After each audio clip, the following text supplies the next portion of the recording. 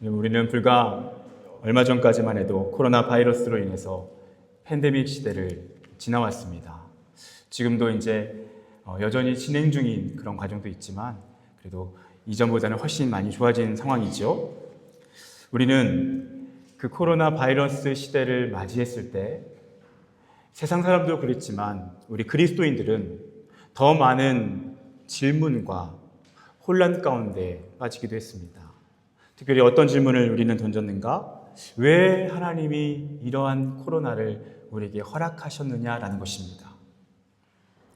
여러분 어떻게 생각하십니까?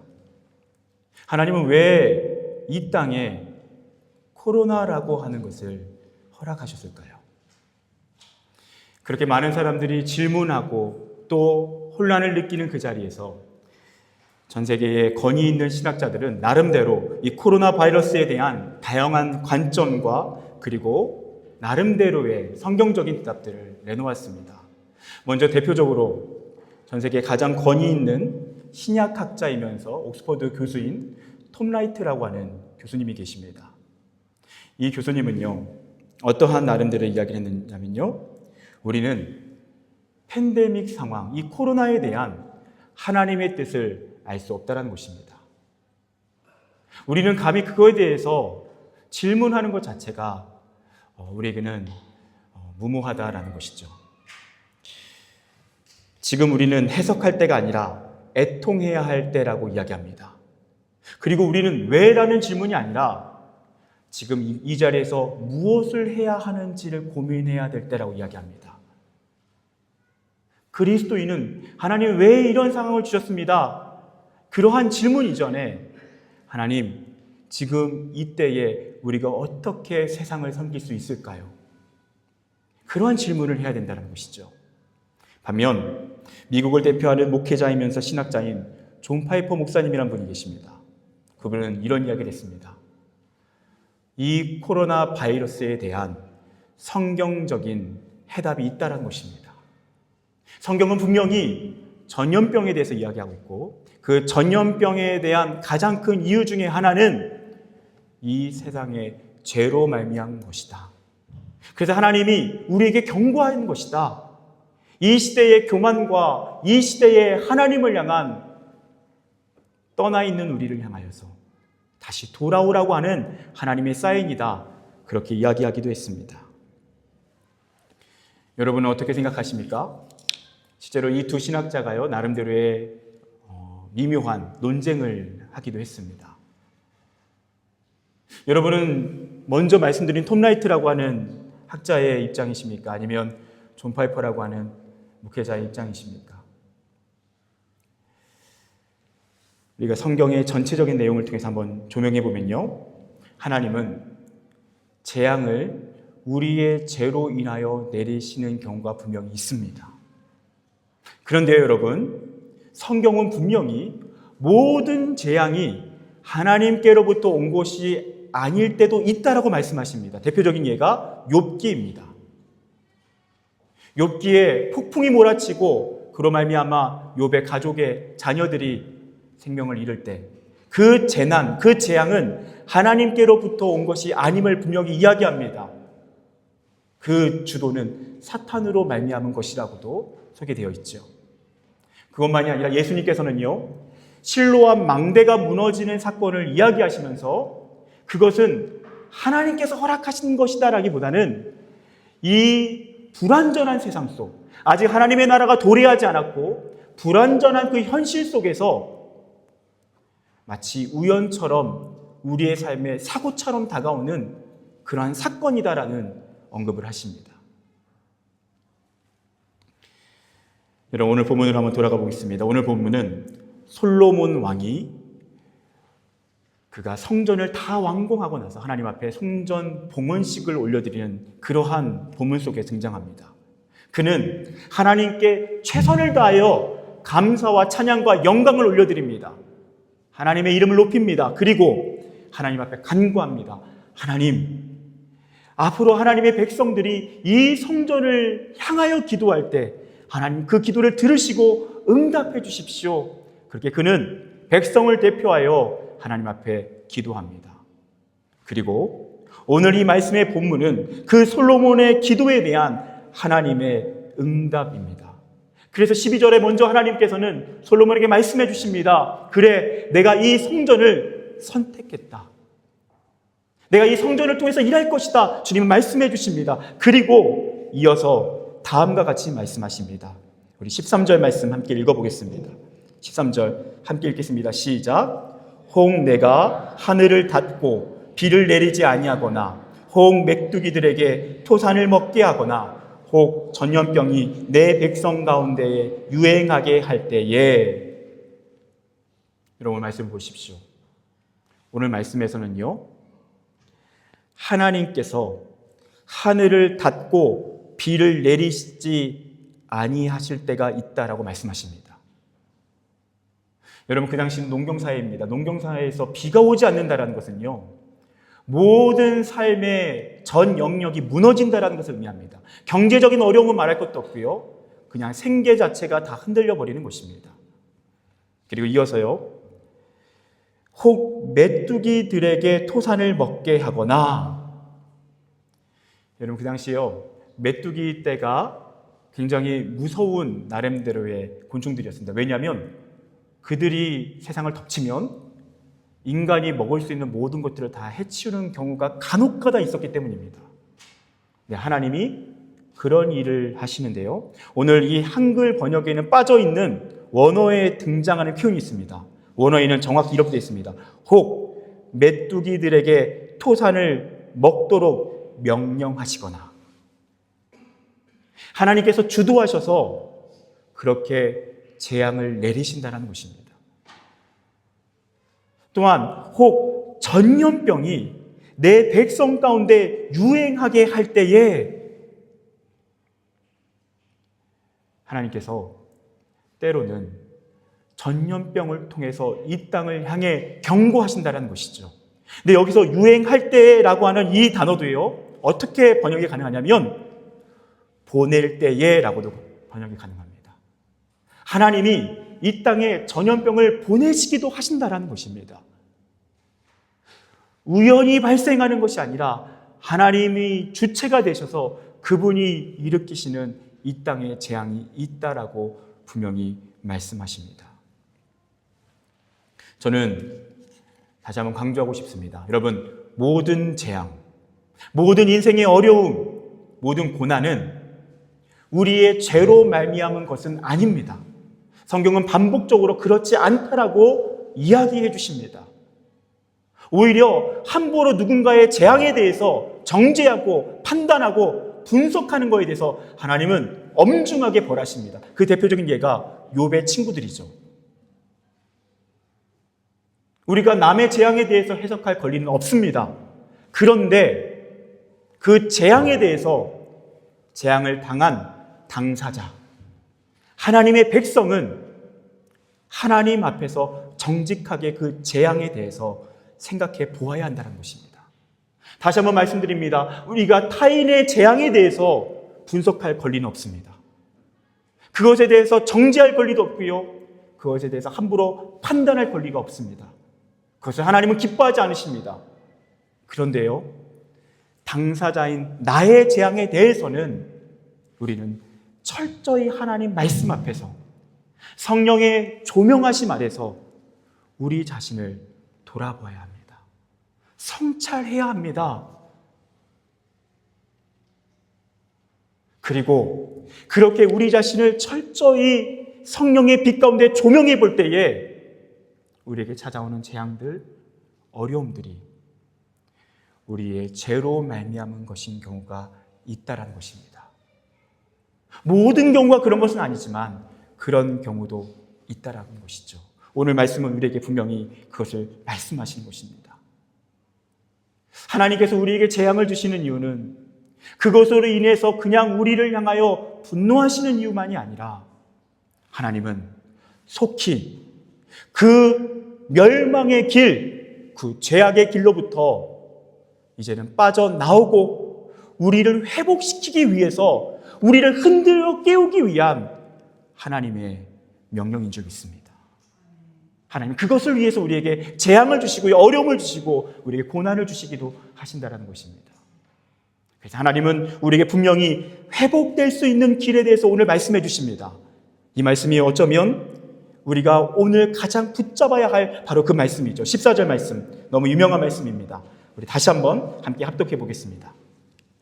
시작. 내 이름으로 일컫는 내 백성이 그들의 악한 길에서 떠나 스스로 낮추고 기도하여 내 얼굴을 찾으면 내가 하늘에서 듣고 그들의 죄를 사하고 그들의 땅을 고칠지라. 아멘. 여러분, 먼저 주님 이렇게 말씀하십니다. 내 이름으로 일컫는 내 백성. 무슨 의미죠? 내 이름으로 불리어지는 내 백성이란 뜻입니다. 그러니까요, 그 당시에 이스라엘 백성, 그들은요 여호와의 백성들이다라고 불려졌다는 것입니다. 누구에 의해서요? 이방 민족들에 의해서요.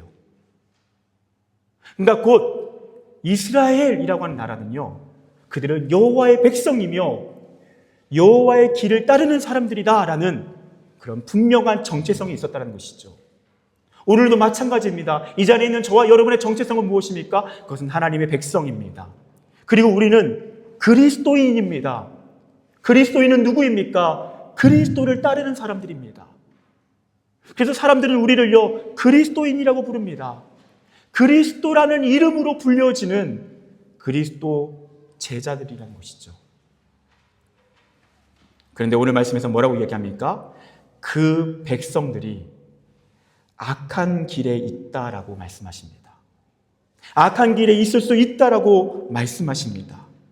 그렇다면 자연스럽게 앞서서 너희들은 나의 이름으로 불려지는 나의 백성들이라 말씀하시고, 그런데 그들이 범죄하였다, 악한 길에 있었다라는 것을 전제로 할 때 그것은 무엇을 의미합니까?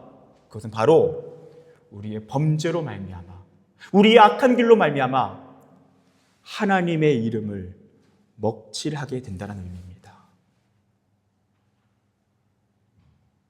여러분, 우리는요 이 세상을 살아갈 때 그리스도인이라고 하는 정체성으로 살아갑니다. 혹시 여러분 이 자리에요 나는 그리스도인이라는 것을 숨기며 살아갑니다, 그런 분이 있습니까? 여러분, 죄송하지만 성경은 그러한 우리의 모습에 대해서 하나님께서 진지하게 말씀하십니다. 예수님 이렇게 말씀하십니다. 나를 부인하는 자는 아버지 앞에서 그를 부인할 것이요, 사람들 앞에서 나를 시인하는 자는 아버지 앞에서도 그를 시인하리라. 우리는 그리스도인이라는 우리의 정체성을 드러내며 그분을 시인하며 살아가는 것이 그분의 뜻이라는 것을 알고 있습니다. 만약에 우리가 이 땅을 살아가는 동안 악한 길에 들어선다는 것은요, 자연스럽게 우리가 그리스도인이며 하나님의 백성이며 그리고 그로 말미암아 하나님의 이름이 먹칠되어지는 순간임을 기억해야 합니다. 그래서 오늘 말씀에서는요, 악한 길에서 떠나라고 할 때 이 떠나라고 하는 단어가요 슈브라고 하는 단어입니다. 여러분, 이 슈브라고 하는 단어는요 구약의 주제가 되는 단어입니다. 무슨 의미입니까? 회개하다라는 단어입니다. 돌아오라는 것입니다. 그래서요 회개라는 것은 여러분 잘 기억하십시오. 단순한 감정이 아닙니다. 그냥 우리의 고백만이 아닙니다.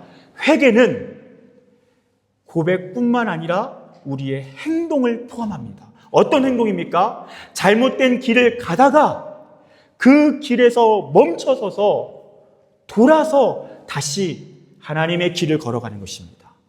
그 길로 돌아가는 것입니다. 그래서 오늘 이 말씀을 통해서 정확히 해석하자면 하나님의 이름을 먹칠하던 그 길을 멈추고 다시 하나님의 이름을 빛내는 자리로 돌아가는 것, 여러분 그것이 회개인 줄 믿습니다. 여러분, 우리의 회복은 어디에서 일어납니까? 바로 이 회개가 이루어질 때 회복되는 줄 믿습니다. 하나님의 이름을 먹칠하는 것이 아니라 하나님의 이름을 빛내는 자리로 돌아갈 때에 그때 회복은 시작됩니다. 여러분, 잭 에커드라고 하는 오래전에 미국의 가장 유명한 편의점을 운영했던 CEO가 있었습니다. 미국에만 해도요 1700개의 편의점을 운영했습니다. 에커드라고 하는 편의점이었습니다. 미국에서 그 당시에 가장 유명한 편의점이었습니다. 근데 이 제게코트라는 사람이요 예수님을 만납니다. 뒤늦게 그 CEO의 자리에서 예수님을 인격적으로 만나고 경험하고 그분 앞에 자신의 삶을 드립니다. 그리고 그가 기독교인이 된, 그리스도인이 된 첫날에 자신의 가게를 한번 둘러보게 됩니다. 그 편의점을 둘러보게 됩니다. 그런데 평소에 보이지 않던 것들이 보입니다. 그것은 바로 플레이보이나 펜트하우스 같은 포르노 잡지들이었습니다. 이전에는 아무렇지 않았습니다. 그런데 그리스도인이 되고 그는 정확하게 그것이 자신의 죄임을 깨닫게 됩니다. 그는 회사의 중요한 직원들을 다 불러 모읍니다. 그리고 회의를 엽니다. 그리고 이렇게 이야기합니다. 여러분, 오늘부터 우리 모든 매장에 있는 플레이보이나 펜트하우스와 같은 포르노 잡지들은 다 치우십시오. 오늘 이 순간부터 1700개 모든 편의점에서 더 이상 그런 잡지는 없어야 합니다.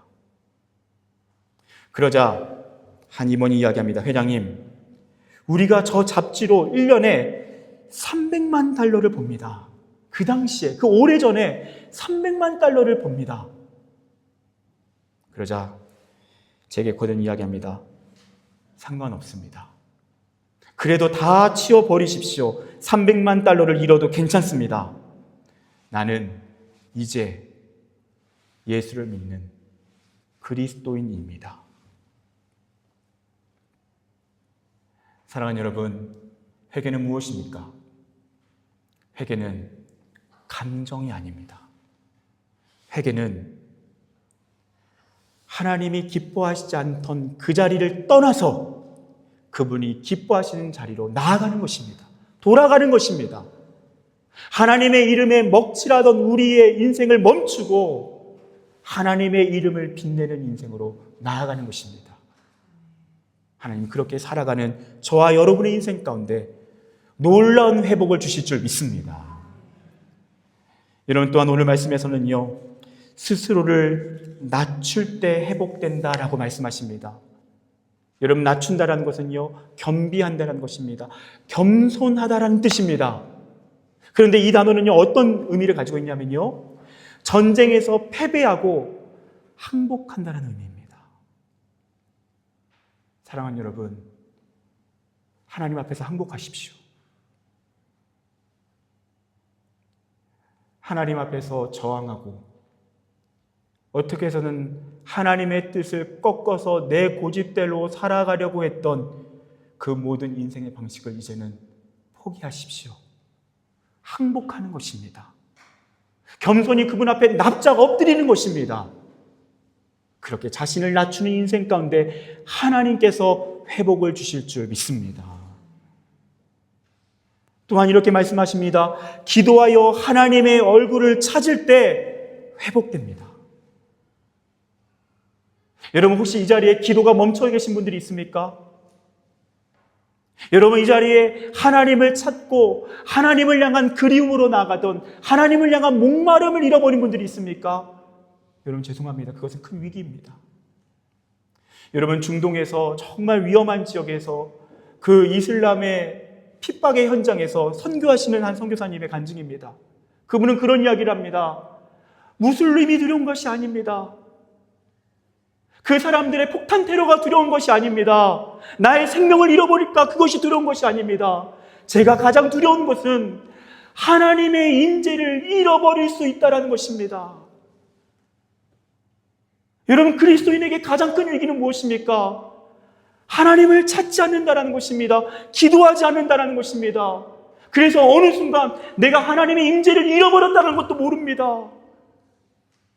여러분 이 자리에 혹시 하나님을 향한 인재, 하나님을 향한 목마름, 그리움을 잃어버린 채 여러분 무미건조한 우리의 영적 생활이 반복되고 있다면 여러분 그것은 위기입니다.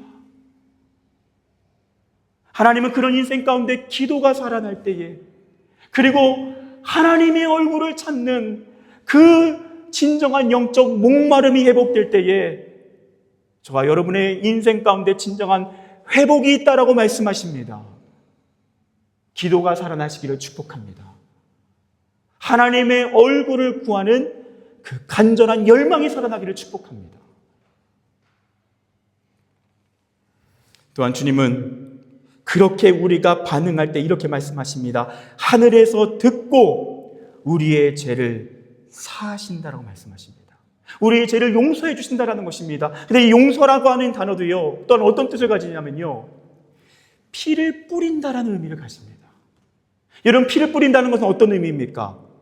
그 당시에요, 하나님 앞에 제사를 드려서 우리의 죄를 용서받을 때 그 동물의 제물의 피를 제단에 뿌립니다. 그때 우리에게 그 피가 우리의 생명을 대신하고 우리의 모든 죄를 깨끗하게 해서 우리의 생명은 회복되는 것입니다. 그런데 베드로전서 1장 2절에 이렇게 말씀하십니다. 예수 그리스도의 피 뿌림을 얻기 위하여 택하심을 받은 자들. 사랑하는 여러분, 우리가 그렇게 주님 앞에 돌아갈 때에, 겸손히 엎드릴 때에, 기도가 살아나고 목마름이 살아날 때에 하나님 어떠한 약속을 주십니까? 예수 그리스도가 우리의 영혼에 뿌려져서 그 피가 우리의 모든 죄를 깨끗하게 하신다고 말씀하십니다. 우리의 모든 죄를 용서하신다고 말씀하십니다. 그것이 하나님의 약속인 줄 믿습니다. 여러분, 이 말씀처럼 하나님 앞에 나아가십시오. 하나님 반드시 우리의 어떠한 무너짐, 우리의 어떠한 패역함, 우리의 어떠한 수치스러운 죄도 그분의 피를 뿌려주셔서 우리를 용서해 주시는 줄 믿습니다. 그리고 또한 오늘 이렇게 말씀하십니다. 그들의 땅을 고칠지라. 그들의 땅을 고칠지라. 여러분, 오늘 말씀에서는요, 하나님의 백성이 하나님께 돌아온다면, 그리고 다시 겸손히 엎드린다면, 그리고 기도하며 하나님의 얼굴을 찾는다면 주님이 용서하시고요, 그분께서 뭐라고 말씀하십니까? 그들의 땅을 고친다고 말씀하십니다. 여러분, 이것이 중요한 것입니다. 그들의 백성을 고친다고 하지 않으시고요, 그들의 땅을 고치신다고 말씀하십니다. 여러분, 여기서 땅이라고 하는 단어는요, 에레츠라고 하는 단어입니다. 어떤 의미입니까? 이 에레츠는요, 굉장히 포괄적인 의미입니다. 우리가 살고 있는 이 육지, 도시, 민족, 나라, 그리고 지구, 그것이 오늘 이 땅, 에레츠입니다. 근데 여러분, 너무 놀랍지 않습니까? 하나님의 백성이 하나님께 돌아와 회복되면요, 하나님의 백성만 회복되는 것이 아니라 뭐라고 말씀하십니까? 하나님이 그 땅도 고치시고 회복시킨다고 말씀하십니다. 여러분, 이것은 너무나도 놀라운 하나님의 섭리입니다. 여러분, 이 말은 어떤 의미입니까? 하나님의 백성이 바로 서면 그 백성이 살아가는 공동체, 그 도시, 그 나라에도요, 하나님의 긍휼을 입게 된다는 것입니다. 근데 만약에 하나님의 백성이 무너지면 그 땅도 함께 재앙으로 말미암아 무너진다는 것입니다. 여러분, 왜 소돔과 고모라가 멸망했습니까? 소돔과 고모라가 범죄했기 때문에 맞습니다. 근데 더 직접적이고 정확한 이유는 무엇입니까? 의인 10명이 없었기 때문입니다. 하나님 앞에 회개하여 회복된 10사람이 없었기 때문입니다. 여러분, 이스라엘의 예루살렘이 왜 멸망합니까? 예레미야는 이렇게 말씀합니다. 5장 1절에 너희는 예루살렘 거리로 빨리 다니며 그 넓은 거리에서 찾아보고 알라. 너희가 만일 정의를 행하며 진리를 구하는 자를 한 사람이라도 찾으면 내가 이 성읍을 용서하리라. 여러분, 너무나 놀랍지 않습니까? 하나님의 뜻을 따라 살아가는 회복된 하나님의 백성 한 사람이 있으면 예루살렘이 멸망하지 않을 것이라고 말씀하십니다. 그런데 충격적인 건 무엇입니까? 한 사람이 없었다는 것입니다. 그래서 멸망당합니다. 우리가 많은 이야기를 나누지만요, 우리를 이렇게 자주 이야기합니다. 우리는 세상의 소금입니다. 여러분 많이 들어보셨을 것입니다. 그것이 어떤 의미인지요? 예수님은 너희는 세상의 소금이다라고 말씀하실 때 그 소금은 바다의 그 물을 부패하지 않고 썩지 않게 하는 결정적인 역할을 하는 것이 소금입니다. 근데 소금이 몇 퍼센트인지 아시죠? 3%입니다. 3%의 소금이 있으면 바닷물은 썩지 않습니다. 근데 만약에요, 3%의 소금이 사라지면 바다 전체는 썩은 물이 됩니다.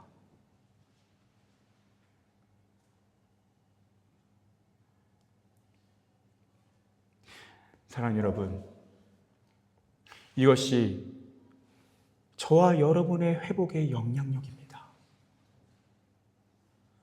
여러분 한 사람의 회복은요, 여러분의 가정의 회복입니다. 여러분 한 사람의 회복은요, 우리 파리 연합교회의 회복입니다. 여러분의 회복으로 말미암아 여러분의 가정과 우리 교회는 하나님의 보호 아래 있는 것입니다. 여러분 더 나아가서 이 자리에는 우리가 소수이지만 하나님 앞에 회복되어 하나님의 참된 백성으로 하나님의 이름을 빛내며 살아간다면 우리가 살고 있는 파리와 프랑스와 유럽은 함께 회복될 것입니다. 이 땅은 회복될 것입니다. 그들의 땅을 고칠지라.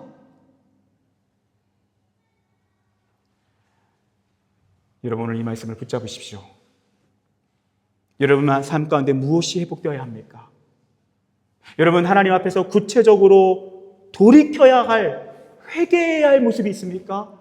여러분 오늘이 기회입니다. 여러분 혹시 이 자리에 하나님 앞에 높아진 마음으로 여전히 교만함 가운데 살아가고 있다는 것을 깨닫고 계신 분이 있습니까?